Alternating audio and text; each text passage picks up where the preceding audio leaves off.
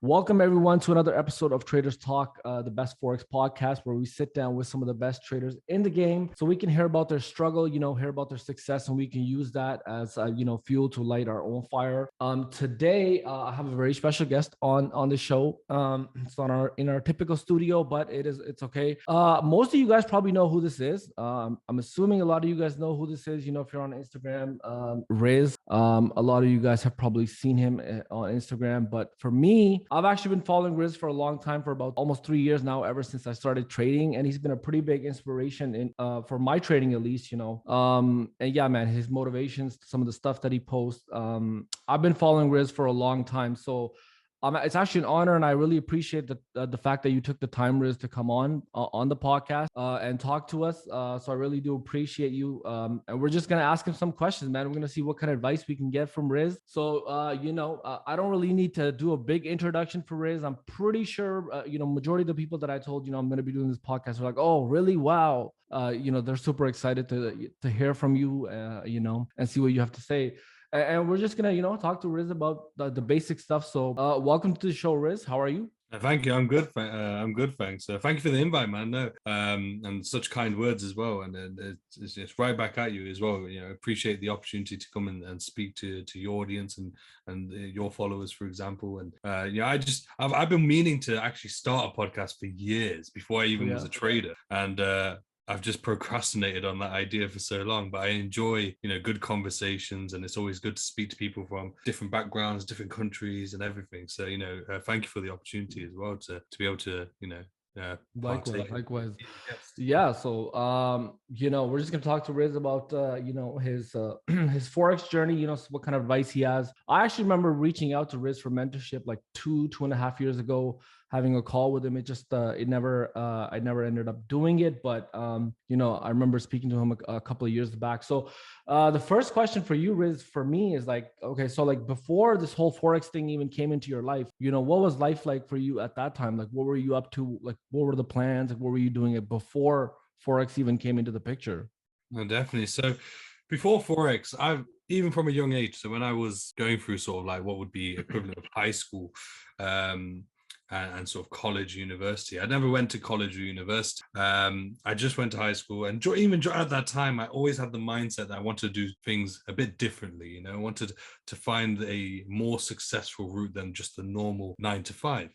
Right. So that's why I didn't go college or university, because I knew I didn't want to. I had no what do they call it? I have no motivational drive. It wasn't something that was motivating to me or part of my vision. So I never went down that road. But from there, I did all sorts of different jobs, from working in call center and sales to working in restaurants and takeaways, and trying to do my own business ideas on the side. So things like, I wouldn't even call it drop shipping, but basically selling things on eBay, for example, or having a convenience store. I had like an off license, a convenience store.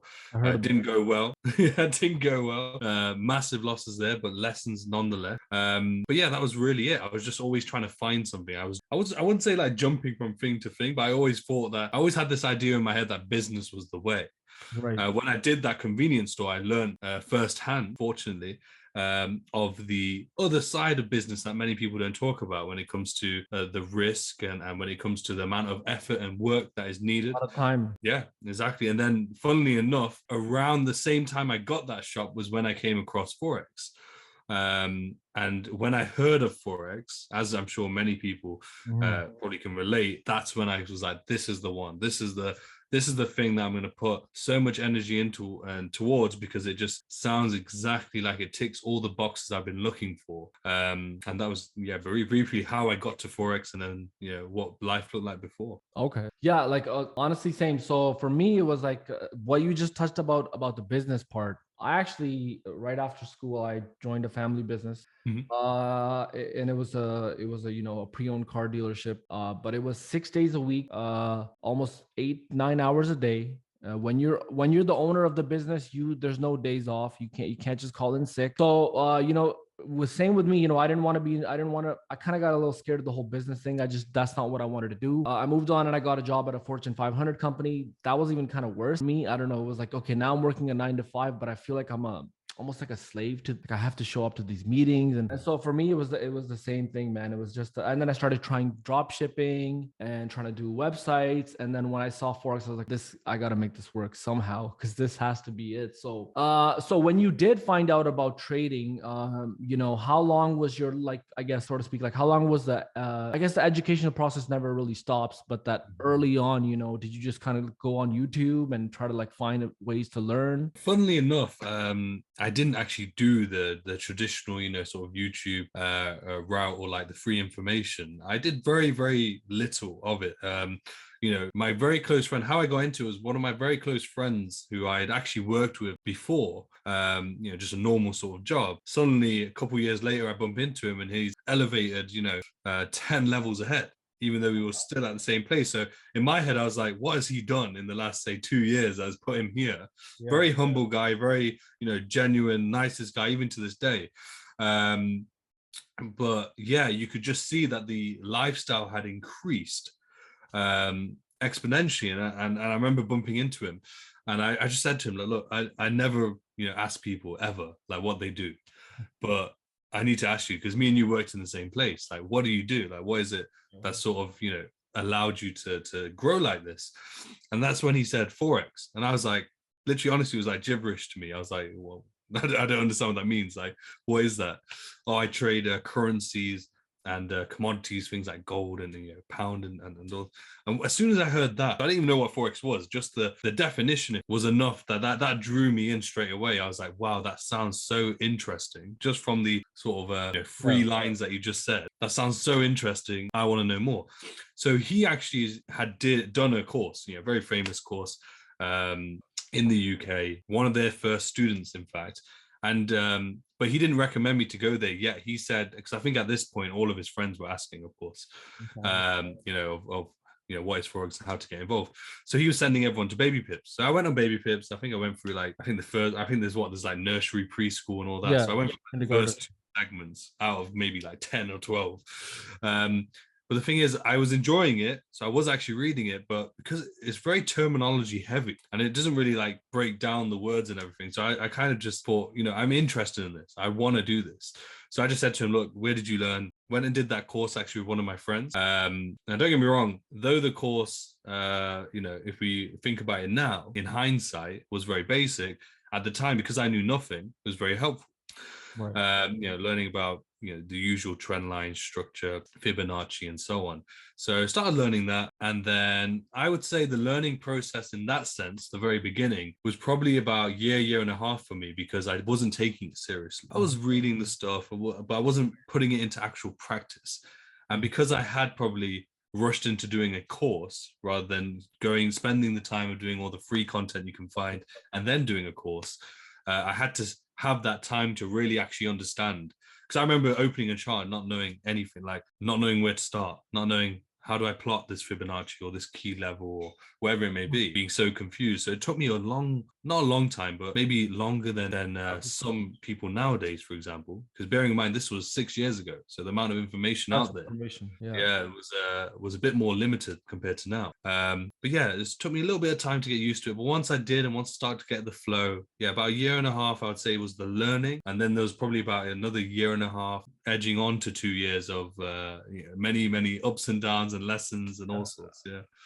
Including the blown accounts, which all the blown accounts, I think I've said it a few times on different videos, but like about 50,000-60,000 in blown accounts, not in one go. Yes, of course. I'm not sure which one's worse.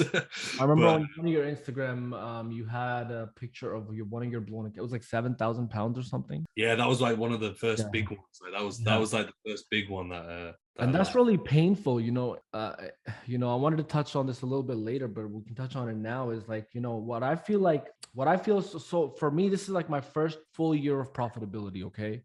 Mm-hmm. But before that, it was like a lot of pain, blowing accounts, blowing challenges, just keep dumping money into this thing, and you see no results. You're always seeing red on your screen. And I feel like for a lot of people, for me especially as well, it can get very emotionally taxing and financially taxing. And I think majority of the people that don't ever make it are the people that, you know, they give up right before they hit that stage of profitability, which I think for everybody is different. But for me, it was like literally 2 years and I think like 1 month, and I just started becoming a bit more profitable. But you know, that part can be really taxing when you're just losing.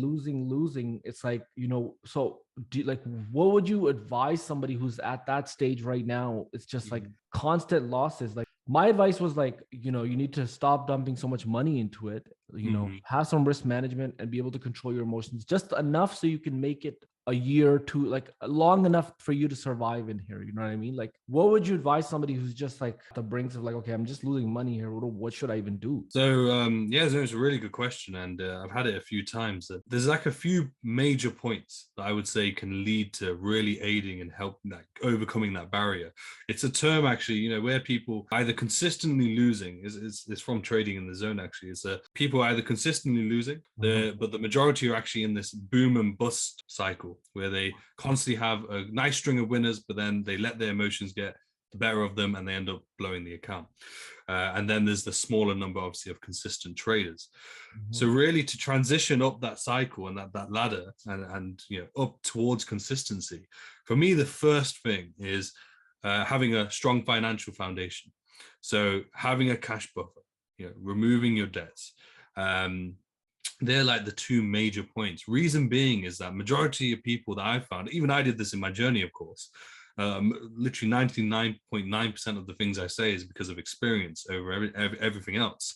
But yeah, like trading from a space of debt, you know, use credit cards, for example, borrowing money off a family, for example, in the hope that, you know, you may flip an account or finally it clicks and then you will be able to pay it back. It's just the wrong mentality to go into something like trading with, because trading relies on you having a very balanced emotional state. So as soon as you are trading from a negative balance, maybe not in your account, but from in the real world with your bank account or credit cards, whatever it may be, those impulses are firing when you're trying to take trades, when you're trying to be balanced, and it's just not going to work. What the cash buffer and the financial foundation sort of gives you now, a good book to read for that, very basic book, very small, very easy to read, is The Richest Man in Babylon. It's a fantastic book which teaches many sort of financial principles in like a story format. Something that I read, I wouldn't say when I was super young, but like 21, 22, which really kind of sort of opened my eyes. It was one of the first books I read actually as well. But yeah, something very, very powerful that helped with my trading was like the first big help in changing my mindset, was the money, the financial foundation.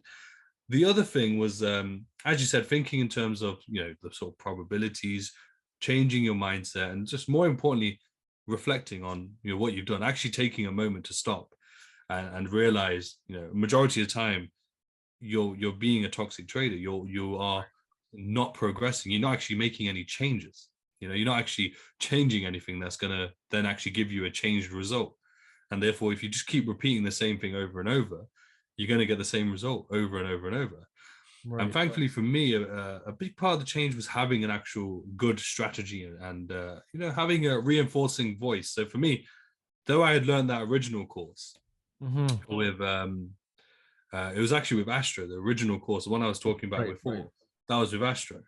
And they were probably one of two, as far as I was aware at the time, and probably for a good, probably about a year, they were one of two in the industry, you know, that I could see online in the industry. There was Astra, and then there was one called Infinite Prosperity in Australia.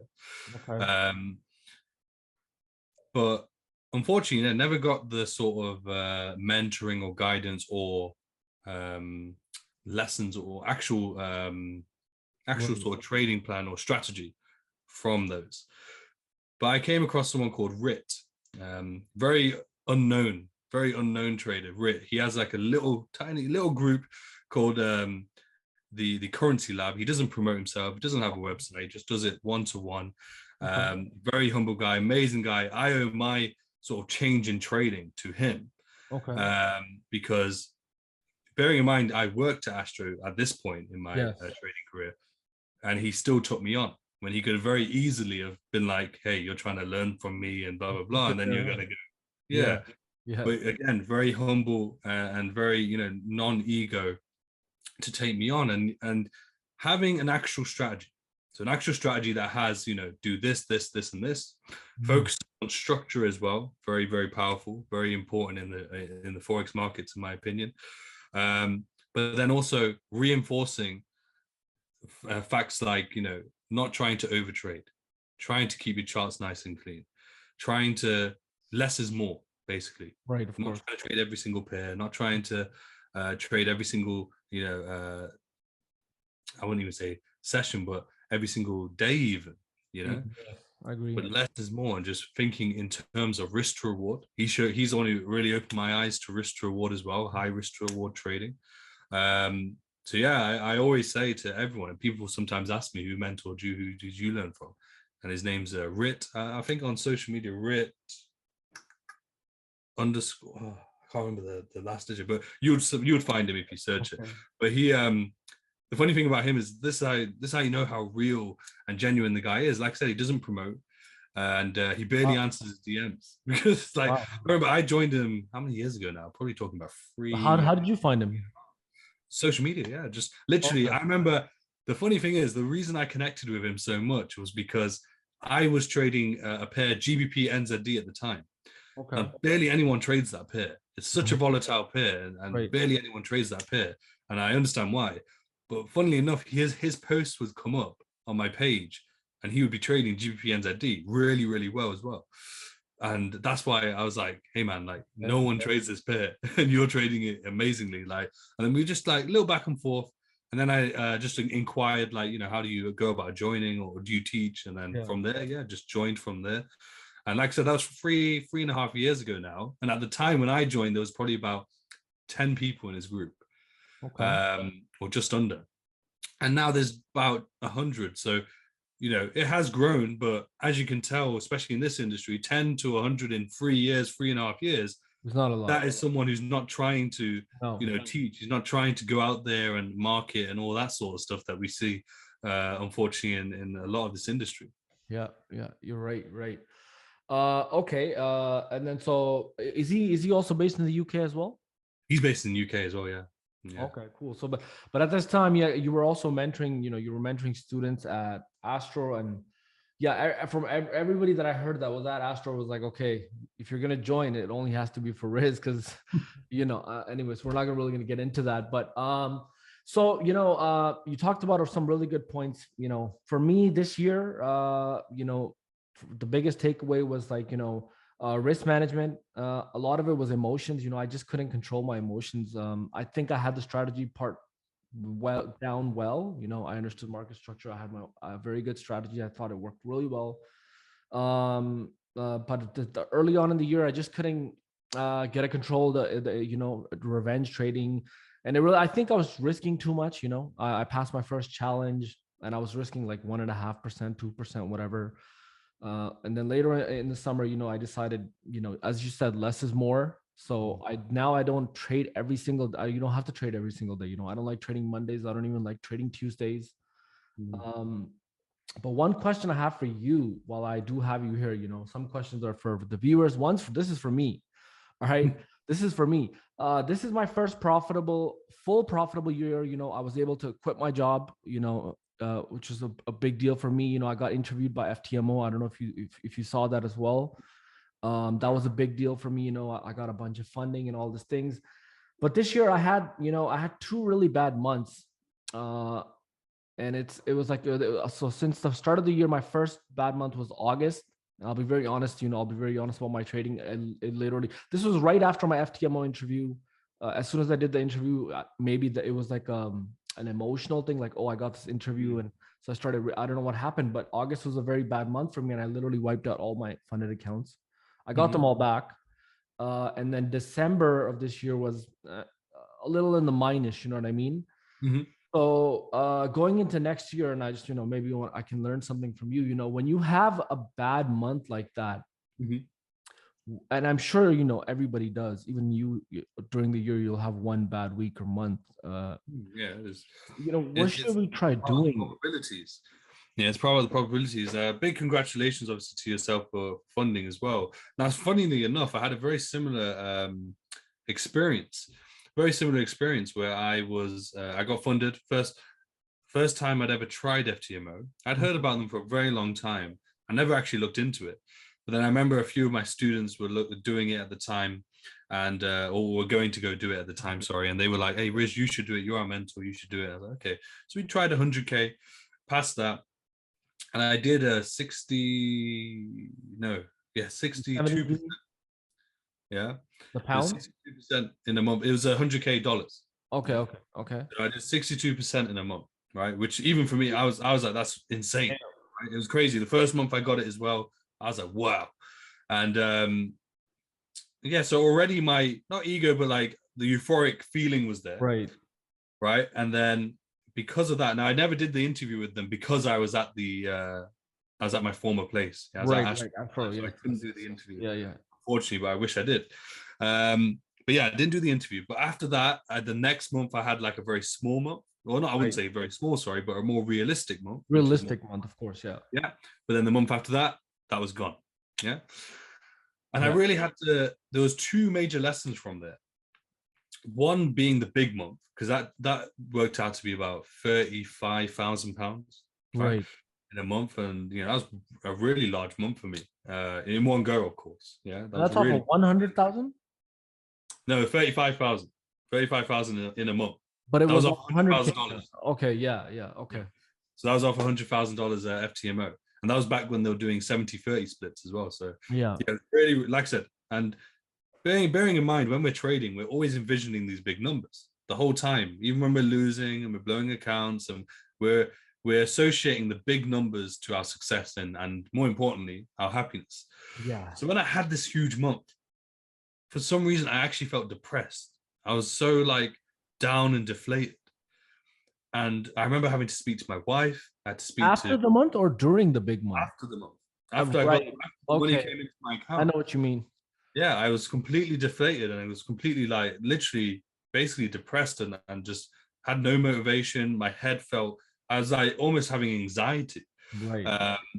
And what I realized what it was, and it was simply that I had associated these, everything, success and happiness and everything towards this figure of money and this large win to eventually come. And it came along and nothing changed, right? Mm-hmm. Nothing in life goes on. Everyone treats you the same, of course. And, you still have to, at the time, go to the trading floor, for example. Right. You still have to eat your meals, nothing changes. And that was a fantastic lesson. At the time, it was a bit like worrying because I was like, what's going on? I should be super happy.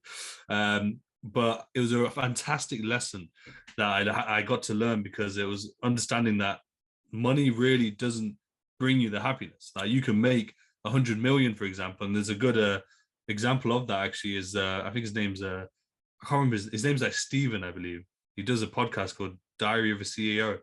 Right.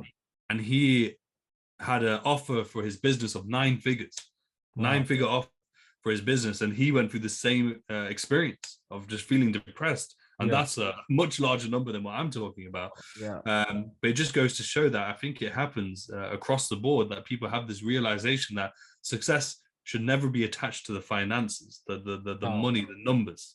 It should be attached to continually growing, and understanding that we never stop. So to answer your question, though, in regards to losing months and handling those sort of things, number one is losses are the one thing guaranteed in trading, right? We're not guaranteed to win, right? We're not guaranteed to be break even, but we're guaranteed that we will lose. So that's number one. And number two, like when we're talking about probabilities, let's say if we do flipping a coin. So if I flip a coin 10 times and, say 6 out of 10 times it turns up as a tails, and 4 out of 10 times it turns out heads. That doesn't naturally mean that has a 60% chance of being tails. Yeah, that's just that the sort of number that's what they call it, the I can't remember the actual name for it, the term for it, but it's basically that basket of data. That's what that result is. But we need more coin tosses. Same with trading. So if you're trading for a whole year, and on average, let's say you taking a trade a day, that's, you're going to be coming out with over 200 trades. Right. Inside that 200, amount of trades, there will be a time where you take 10 to 15 losses in a row, for example. It's completely normal. Yeah. The point is, and the hard bit as a trader, the bit to master for that consistency and to be long-term consistent, is to be able to ride through that, to make sure you stay on your, make sure that you stick to your risk reward and your risk management. Because the majority of people who do prop firms, they end up, obviously, a very small number can pass the challenge, number one. Even smaller number can pass the verification. Right. And even smaller, a very finite number can get to the first profit split. Yeah. Right. And the reason for that is normally along the way, emotions get involved. Right. Whether on both sides, whether you passed it quickly and done really well, or whether you've actually got into drawdown and had to fight back. Normally on either side, positive or negative, the emotions get drawn in, and that's usually what results in either losing accounts or losing challenges and verifications. And all I would ever say to people is, before you ever do a challenge of verification, just make sure you can consistently say, I always say at least 3 months, where you can say I've hit 10% comfortably every month. Because a lot of people don't have a strategy that can actually give them 10%. Yeah, comfortably. If you do, fantastic, you're already on the right road. Right. Then have you mastered your strategy and edge enough to know that you can do that comfortably and consistently. So when you actually take it and you've got the pressure now of the number of trading days and the risk parameters, etc., it's not going to bother you because you've already seen yourself do it. Yeah, for a large amount of time, not just 1 week, not 1 month, no luck involved, actual data. Yeah. And yeah, so I agree with a lot of things you said about. So it's weird, man. Some of the messages I'm sure you get, people think like I'm gonna get this 100K account, and I'm just gonna, I don't know, money's gonna just start pouring in. That doesn't happen, man. I think this year I went up all the way up to $700,000 in funding at one point in the summer, and then in August I lost all of it, and then I went back to 400,000, and then I think I lost one more account after that.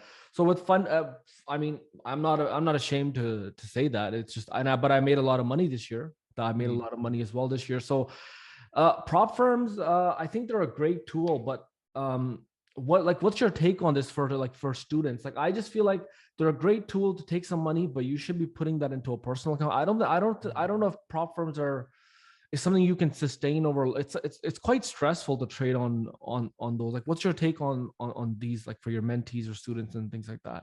Yeah, 100%. So the first thing I always I was, unfortunately, you can see the negative sides of things, for example, like me working at Astro, for example, but I got to have a fantastic insight into this whole industry on many levels, from the education, everything. So like even the prop firms.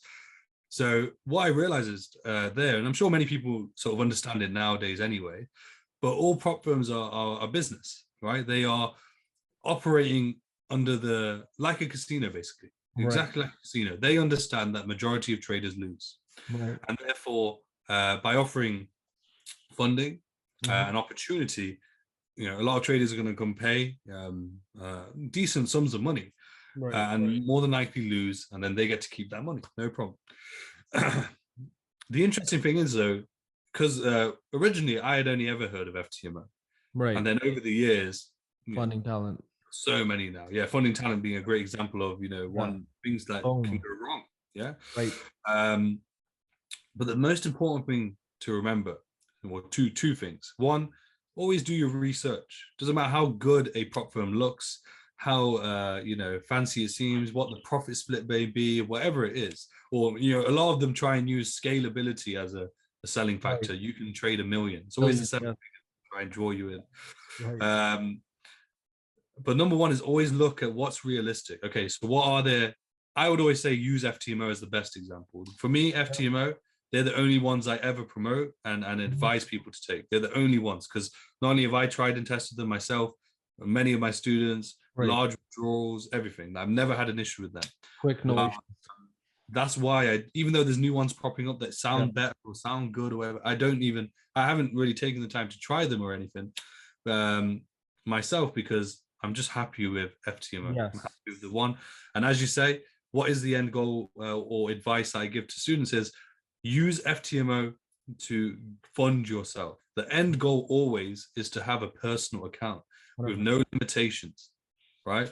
Because then there is, as you say, there is pressure when you've got these limitations involved. And sort of a psychological trick that I teach my students, and just anyone actually who asks me, to be fair, is minimizing your risk. So when you have an FTMO or you have a prop firm account, I always advise don't risk more than 0.5%, unless you have a sort of buffer that you built in profit to then increase to 1% should you feel the need to. But the truth is, once you're trading at least, I want even smaller, I'd imagine, but really that 100K plus, so 100K dollars or the equivalent in any of the currencies plus 0.5% is more than more than plenty. Because the funny thing is, like, we're probably working jobs, right? When we were working, or if you are working now, you're probably making $1,000 a month, 2,000, 3,000, maybe up to 4,000 if you got a really good job. The fact is, if you got 100,000 and you make 10% in that month of 0.5% risk, right, which is very doable. And even it doesn't even have to be 10%. That's just just an easy example to use. But after your profit split, you're looking at about $8,000, right? That's already double your job. Exactly, it's already double. So all these, social media has really messed with a lot of people's heads. It did with me in the very beginning as well. Like I said, when I hit that 60% month, for example, suddenly the next month I had to hit 70. That was the thing, right? And all I'm seeing on social media is, oh, this guy's doing a 1 to 100 risk to reward, 1 to 150, and that's where, after that experience, I came up with my 1 to 5 method. 1 to 5 risk to reward. Do that. Try and get a 1 to 5 every day.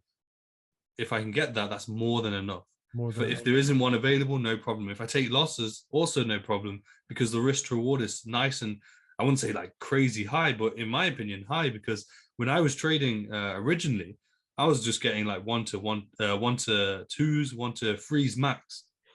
So as soon as anything above that, 1 to 5, for example, I think that's like a fantastic sort of average. I have some of my traders who do 1 to 10, for example, nice and consistently, but then I also have some who are doing 1 to 3 because they can't get beyond that, or they just not seeing it consistently. Right. And I always say there is no master strategy. There isn't, like, because some people will hear like 1 to 10 or 1 to 20 or whatever it may be, and their eyes will widen, like, this guy must know what he's talking about. This is the one I need to go do. It's just not the case. Winning in trading is the winning attitude, the winning mindset, right? To be able to be balanced and handle the ups and downs with the strategy that you're using. It could be the simplest strategy in the world. Could be even an indicator-based strategy, full indicator-based. But if you have the winning mindset and discipline, you can still be profitable. You could even have a negative risk to reward for, imagine, but still be profitable if you're disciplined enough to follow whatever plan is showing you an edge.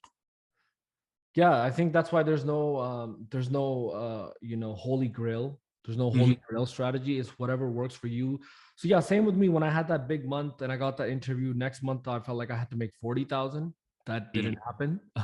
And then, so what you just said, use 0.5% risk. What I've done now is I've just tried to increase my funding, but lower my risk to actually 0.3% is what I use now per 100K. It's so much less stress.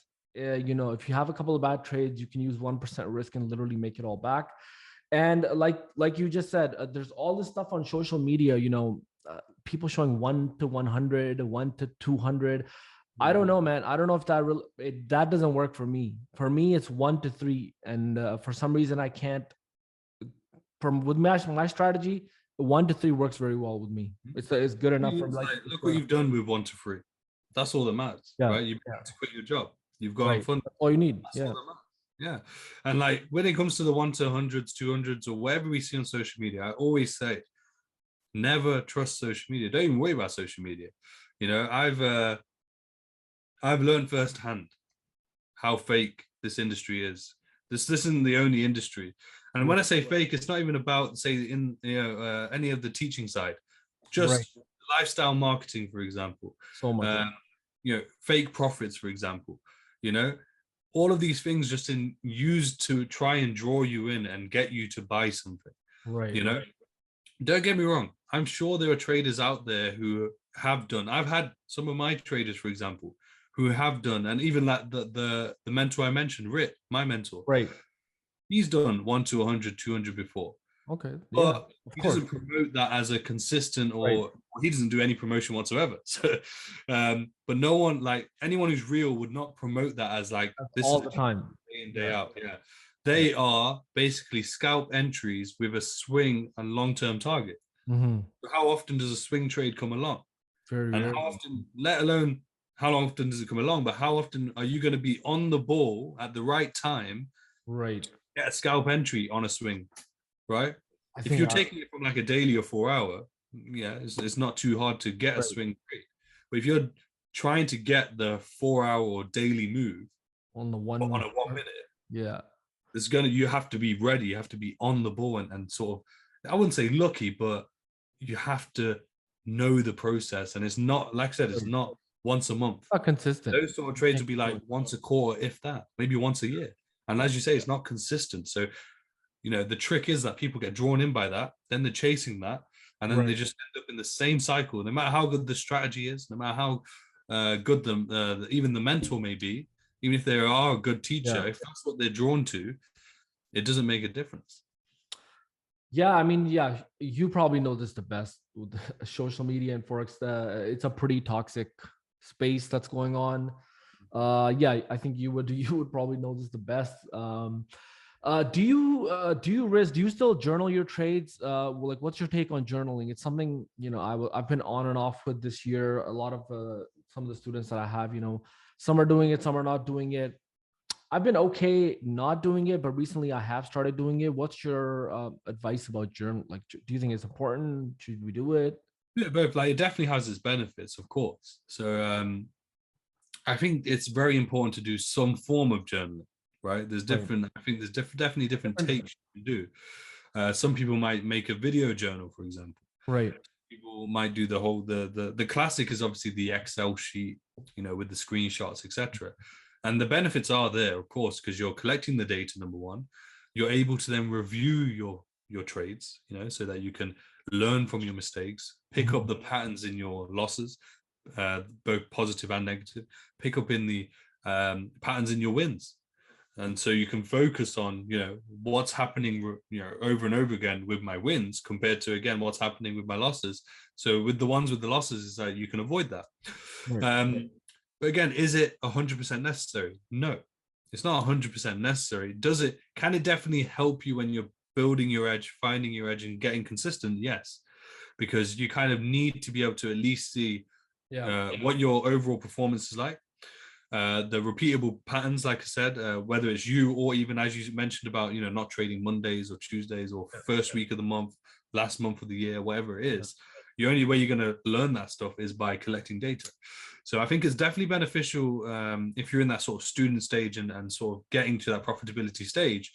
Once you've gotten there, when I said some form of journaling, I would still keep some form of journal in the sense, like the way I do it is I just write like a diary, basically. Like, yes, that's what I've been doing. Exactly. Every session, I just write down my thoughts. You're doing all day. Yeah, your thoughts, how you maybe woke up that day, how you ended up going to sleep, or did you go gym that day? Did something unexpected happen that day? And then that way, again, you're picking up the emotional side. How emotional were you that day? How balanced were you? Were there outside influences that you can then pick up on to know, okay, I don't trade when these sort of things happen or these actual things happen. Right. Yeah. That's what I've been doing. That's been really helping me. Is before my trading session, I like to just write down my thoughts. How do I feel? Did I get enough sleep? Things like that. I think that helps quite a bit. Now, before we end the podcast with the one or two last questions, I don't want to take up too much of your time, Riz, but you actually have a mentorship program where people can actually get one-on-one mentorship with you. And I believe you also have a video. Do you want to just tell us a little bit more about that? I'll leave the links in the description for anybody who wants to get in touch with Riz. They can do that directly. But just, a quick overview of, what people can expect if they do, want to reach out to you. Of course. So like with us, what from learning from my experience in the industry, we don't do any sort of marketing, especially lifestyle marketing or Right. sales. When I say sales, like, people trying to call you or trying to speak to you Right. and using certain tactics to sway you or anything like that. Yeah. We're just here trading, basically. We're just here trading. And, because of my experience in this industry and more importantly, my experience as a trader, we just put together, the strategy exactly that I use and my fellow students use into a course now. Originally, it was one-to-one mentoring. So we still do offer that, where literally I will mentor you personally, teach you my strategy one-to-one on Zoom. Okay. And then, be on support, whether it's on WhatsApp or social media, whatever, communication based. We obviously have a community as well. And then eventually what we did was we had a lot of people who couldn't afford the mentoring. Yes. It's completely understandable, because it's not like I made it cheap, because with mentoring, obviously, because it is one-to-one time, and I would say more importantly for myself, it's because I know I do it right, and the amount of time that I put into it every single day and every single week and months. We haven't been operating for even a year yet, but yeah, the amount of content, the amount of time that we put into it, I know it's worth it personally. So I have no worries about that. But we made different packages. So we've got like a PDF package, which has all the whole strategy in PDF format, and we do a case study every single week as well. And that's like the cheapest package. Okay. Then we have like a PDF, and they just go up from there. So it goes like video, so the whole strategy in video format with a Discord community, and then obviously one with all the webinars. But you can literally, with us, we're not like the rest. So we put everything's on our website, all the info, all the prices are on our website, and you can just decide if you want to buy it or not. That's what you mean. Yeah, exactly. Like for me, it's just about helping people. Like with trading, there isn't like, I've always said this, with trading, there's no fulfillment with trading. You will financially fulfill yourself. Yeah. But other than that, there isn't really much fulfillment. So even like you yourself, you're getting a fulfillment from either teaching, but also podcasts, like myself as well. Yeah. That's why I do the content. Because I enjoy trying to, even if it just helps one person or 100%. 10 people, but the goal is to help as many people. Yeah. And that's more fulfilling. And so like for me, even if like I've had certain people ask me, sometimes like, should I go to so-and-so or you guys? I don't know. And I say, look, don't worry about, coming here, for example. Just go with what you feel is best for you. And then that's it. Whether it's them or whether it's us or whether it's whoever else it is. All I would ever say, if someone said to me, should I go to this person? And I know that person's a scammer or fake, or I can see from the outside they don't look so good, I would just say, look, just be careful, just do a bit more research, look at some reviews or whatever.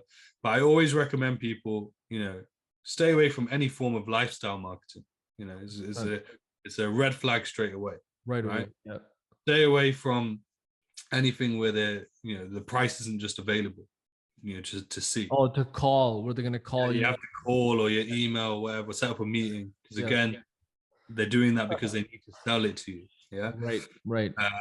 And then most importantly, look at reviews, of course, but then more importantly, look at their students. As a teacher, so for me, some people always ask me like, oh, Riz, I put out content out there to help people. And so you still get certain questions or certain comments. Right. It's funny because it's like, this is free. This is just me spending time to put stuff out there. Yeah.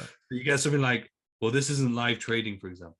And I'm like, look, as a teacher, okay, as a teacher, what are you more bothered about that I can do 10%, 20%, or more importantly, can my students now do 10%, 20%, whatever the consistently, basically.